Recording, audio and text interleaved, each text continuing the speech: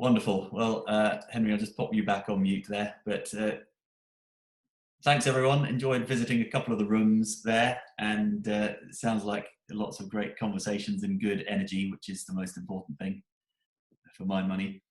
And now we'd like to just hear a couple of minutes summary from each group. So could I invite someone from Breakout Group 1 to unmute themselves, tell us your favorite things, what gives you the most energy, what's really working in kindness, what stands out for you? Hello, I've been nominated for Group 1. It says the Smart Line Project. Sorry, that's because I'm logged into my Zoom account from work, but I'm Emma. And we were basically kind of discussing the kind of different acts of kindness. What we came to summarise is there's parallels between acts of kindness within our workspaces and also within the community and stuff, and that's ranging from, you know, within the health community, you know, they've had really hard times at the moment, but you're still seeing touching stories coming out, you know, with the nurses making sure, you know, they pass the phone so a relative can speak to the person that's in hospital, to within the community where they've been telling stories where Alison's part of Wonky Old Bags, and they make bags and stuff, but they've actually changed that and they've made 500 to 600 bags for the nursing staff, so actually they can put their stuff in the bag and the bag's washable, so it can all go in the washing machine. Annabelle was sharing things about her village, and they've been making things for people to see as they go through. To Sarah, who kind of works in preschool, and where they've actually been kind of creating creative bags to help parents, and actually by having this connection, you're actually closer to parents because you're having this communication. And I think what we summed up really, everyone was saying, is actually because people are feeling vulnerable, they're more open and therefore they're more willing to be kind. And I think really to go forward is it's making this conscious act of being kind, and therefore how do we to make the learning is how do we make that intentional, how do we make these acts intentional going forward. So I hope that summed up great Group 1. Okay, well, I don't know what they said, but it was an awesome summary. Thanks, Emma, that was really nice and clear and succinct. Fab. And what I really liked about that is the focus on and just celebrating what's working. We can get into the detail of what we're going to do about it on Thursday, Friday. So wonderful. Thanks, Emma. Could someone from Breakout 2 summarize in 2 minutes or less what you've been talking about, please?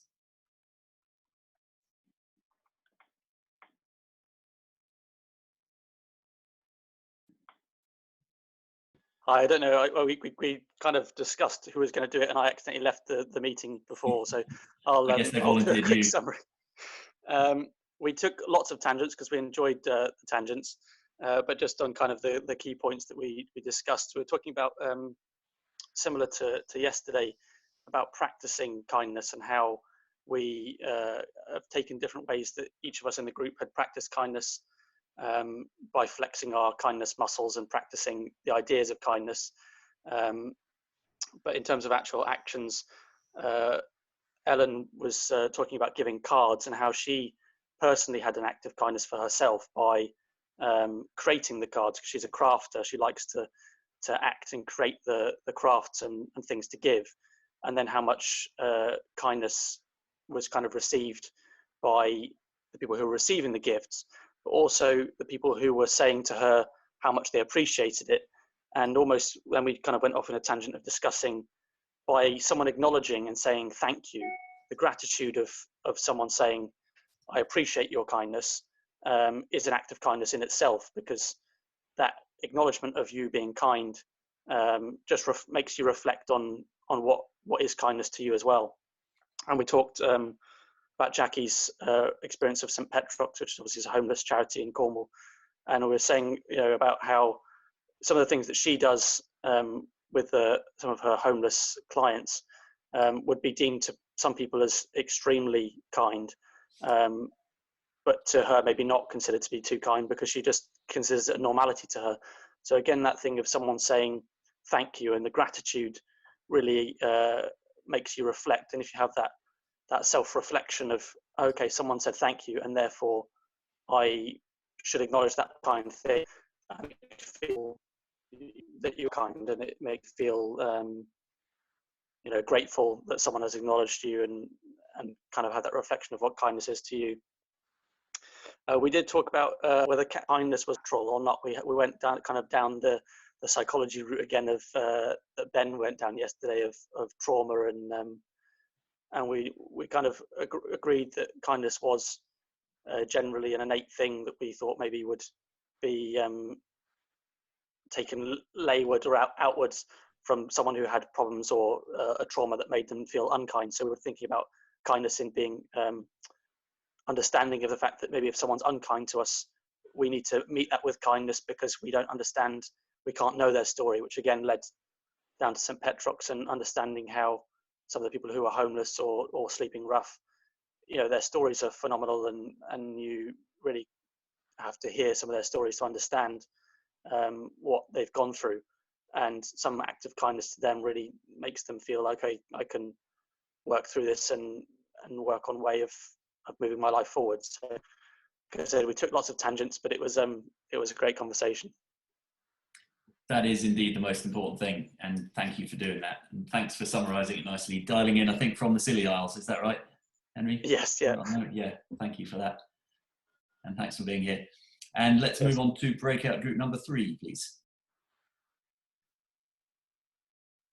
Any volunteers? We didn't really establish anyone. Well volunteered, Richard. Well, I personally wasn't really listening to the conversation as well. I spent most of the time extracting the acts of kindness and making a short list of my favourites. Oh, nice. And the only thing that I noticed about that I would share is what I said at the end, was that most of the things were about people gaining agency or sovereignty, even if you want a stronger word.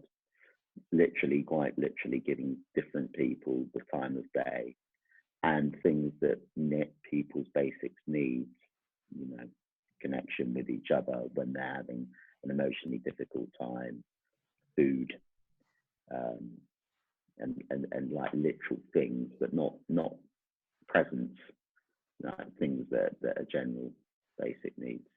So for me, it kind of fitted directly with what I said yesterday about donor economics.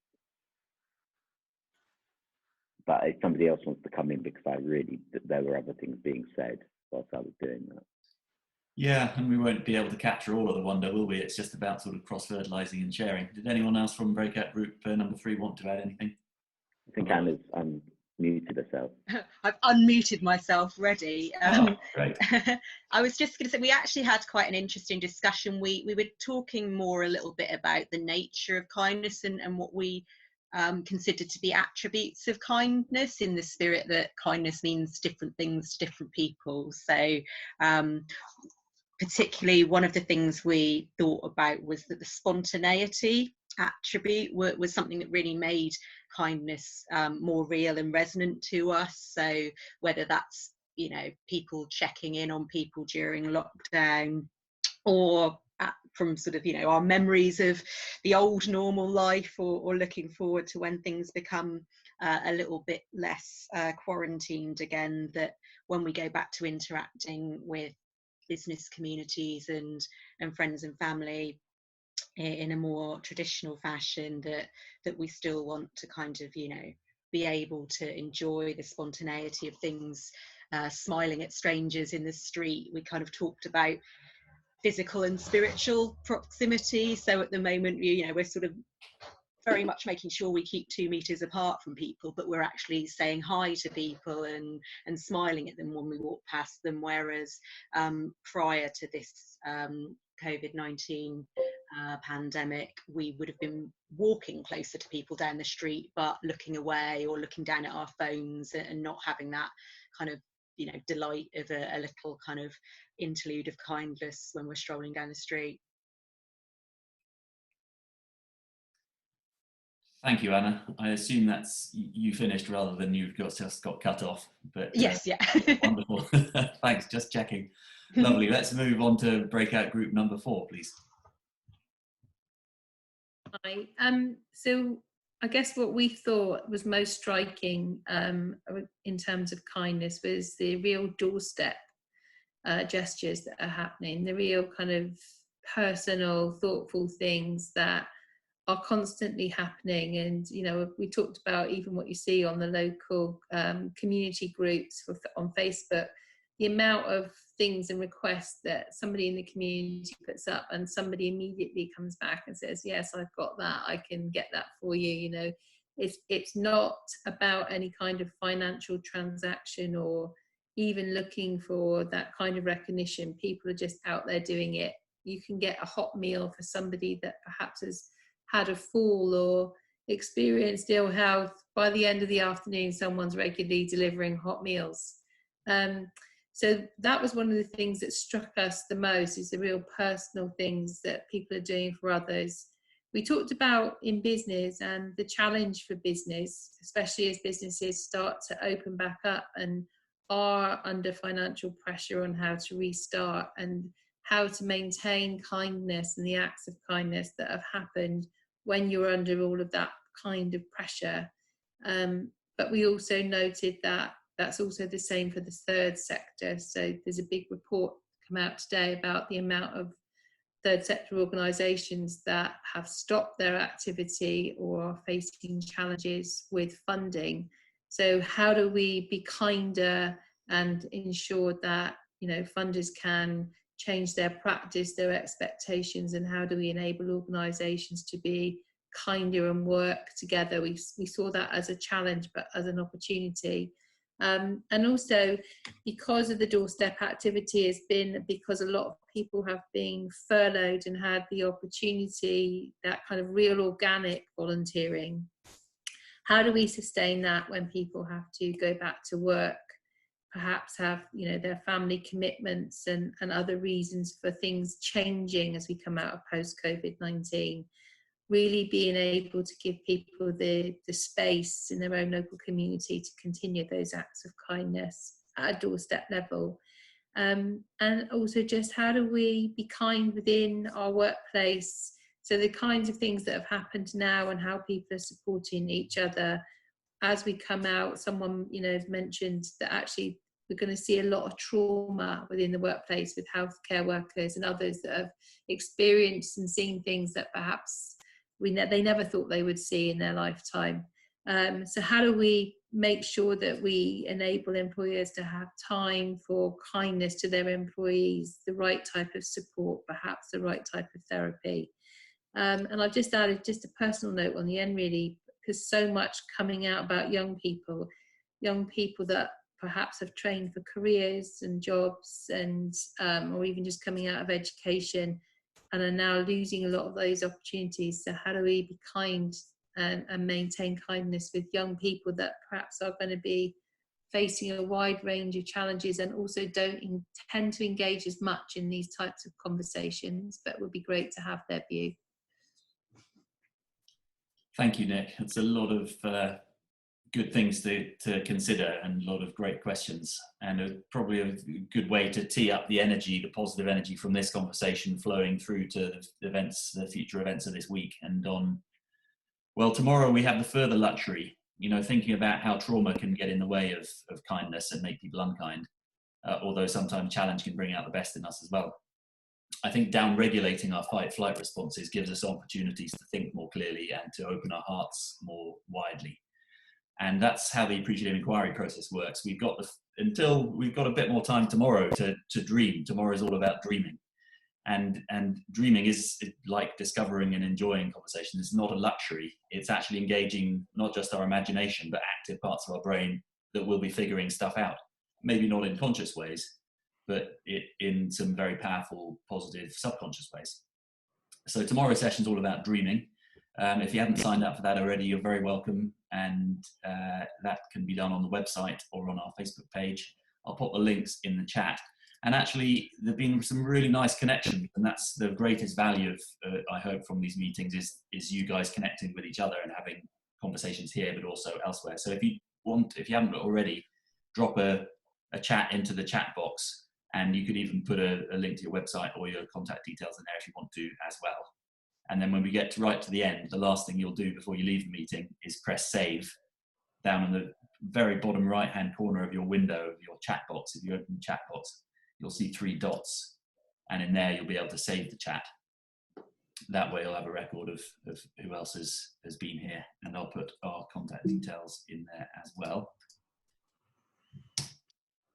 if you want to sign up for future events. So I look forward to seeing some or all of you again tomorrow for Dreaming. You've got a link as well, which is in here for the survey data. Have a pore over that and see what else you discover. As Katie said, these are only our interpretations or hers, so have a look and let us know what you think.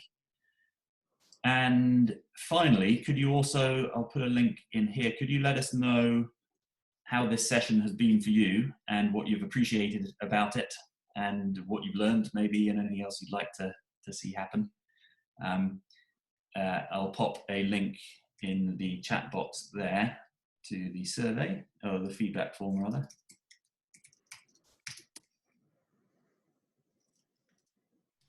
Fab. And other than that, thank you all very much. I've really enjoyed briefly hearing from the various groups, but it's given me a flavour of the power of conversation and of positive connections. So unless anyone else has anything else they need to say before we close. Katie, did you want to say anything?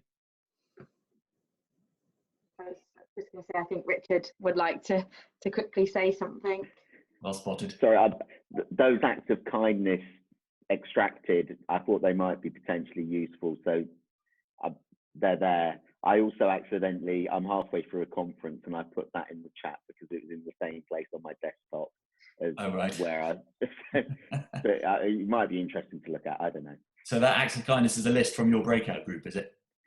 No, it's an extraction of the questions that you put in the survey in columns M, O, and R, I think.